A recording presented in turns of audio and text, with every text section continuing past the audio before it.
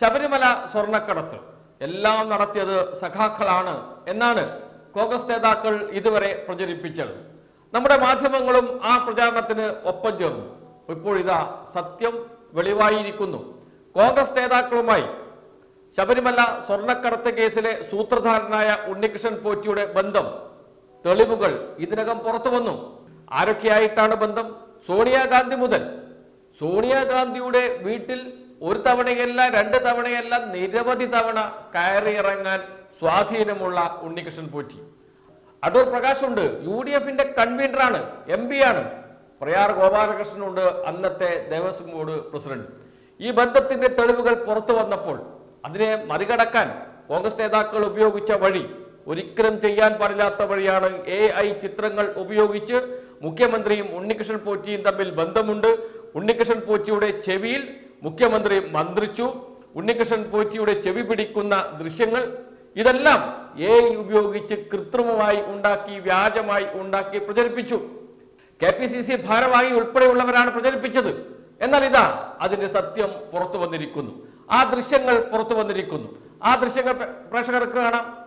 Bhima jewellery ശബരിമലയ്ക്ക് വേണ്ടി പോലീസിന്, കേരള പോലീസിന് ഒരു ആംബുലൻസ് സംഭാവന ചെയ്യുന്നു, സ്പോൺസർ ചെയ്യുന്നു.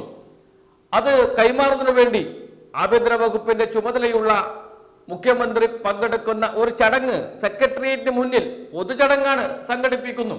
ഭീമ ജ്വല്ലറിയുടെ ഉടമകളുണ്ട്, അതോടൊപ്പം കേരള പോലീസിന്റെ ഉയർന്ന ഉദ്യോഗസ്ഥരുണ്ട്. DGP രമണ ചന്ദ്രശേഖർ, IPS ഓഫീസറായ ശ്രീജിത്ത്, ശബരിമലയുടെ ചുമതലയുള്ള സുരക്ഷാ ചുമതലയുള്ള ശ്രീജിത്ത്, ഇവരൊക്കെ പങ്കെടുക്കുന്ന പൊതുചടങ്ങ്.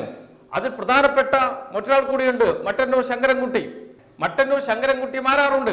അക്കൂട്ടത്തിൽ ഉണ്ണികൃഷ്ണൻ പോറ്റിയുമുണ്ട്. എങ്ങനെ ഉണ്ണികൃഷ്ണൻ പോറ്റി അവിടെ എത്തി എന്ന ചോദ്യത്തിനുള്ള ഉത്തരം പറയേണ്ടത് ഭീമ ജ്വല്ലറിയുടെ ഉടമകളാണ്. എന്തിനേറെ പറയുന്നു, ഒരു പരിധിവരെ മട്ടന്നൂർ ശങ്കരൻകുട്ടി മാരാർക്കും അതിന്റെ ചുമതലയുണ്ട്, ഉത്തരം പറയേണ്ട ബാധ്യതയുണ്ട്. ആ ചടങ്ങിൽ വെച്ച് ഉണ്ണികൃഷ്ണൻ പോറ്റിയുമായി സംസാരിക്കുന്നു പോലുമില്ല മുഖ്യമന്ത്രി പിണറായി വിജയൻ. ദൃശ്യങ്ങൾ പ്രേക്ഷകർ കണ്ടുകൊണ്ടിരിക്കുകയാണല്ലോ. സംസാരിക്കുന്നത് പോലുമില്ല.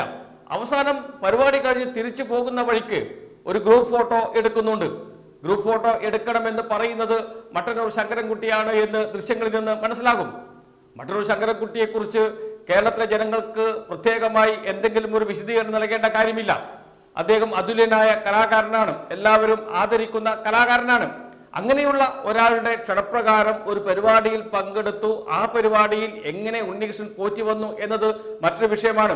അവിടെ വെച്ച് ഉണ്ണികൃഷ്ണൻ പോറ്റിയുമായി സംസാരിക്കുക പോലും ചെയ്തിട്ടില്ല എന്ന് മുഖ്യമന്ത്രി വരുന്നത് മുതൽ തിരിച്ചു പോകുന്നത് വരെയുള്ള ഈ ദൃശ്യങ്ങളിൽ നിന്ന് വ്യക്തമാണ്.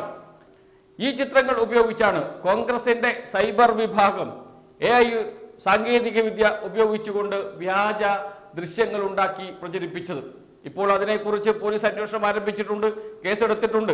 അത് അതിന്റെ വഴിക്ക് നടക്കും. പക്ഷേ ഇത്രയും ഹീനമായ പ്രചാരണം കോൺഗ്രസ് നടത്താൻ പാടുണ്ടോ എന്ന ചോദ്യം അവശേഷിക്കുന്നു. ഇതെല്ലാം ചെയ്യുന്നത് എന്തിനാണ്? കോൺഗ്രസ് നേതാക്കൾക്ക് ഉണ്ണികൃഷ്ണൻ പോറ്റിയുമായുള്ള ബന്ധം ഇവിടെ എല്ലാവർക്കും മനസ്സിലായി. എന്നാൽ കോൺഗ്രസ് നേതാക്കൾക്ക് മാത്രമല്ല, മുഖ്യമന്ത്രിക്കും ബന്ധമുണ്ട്. ഇത് സ്ഥാപിച്ചെടുക്കണം.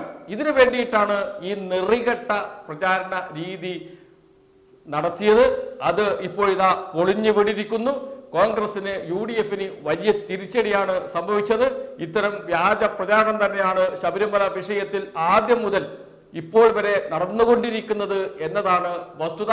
അതുകൊണ്ട് എല്ലാ കാലവും എല്ലാവരെയും കബളിപ്പിക്കാൻ കഴിയില്ല. ഒരു സമയത്ത് അല്ലെങ്കിൽ ഏതെങ്കിലും ഒരു സമയത്ത് ഇതെല്ലാം പൊളിഞ്ഞു വീഴുക തന്നെ ചെയ്യും. അതാണ് ഇവിടെയും സംഭവിച്ചത്. മുഖ്യമന്ത്രിയെ ഉണ്ണികൃഷ്ണൻ പോറ്റിയുമായി കൂട്ടിക്കെട്ടാനുള്ള കോൺഗ്രസിന്റെ ശ്രമം ഇവിടെ പൊളിഞ്ഞു വീണു എന്ന് മാത്രമല്ല, കോൺഗ്രസിന് UDFന് അത് വലിയ തിരിച്ചടിയായി മാറുകയും ചെയ്തു.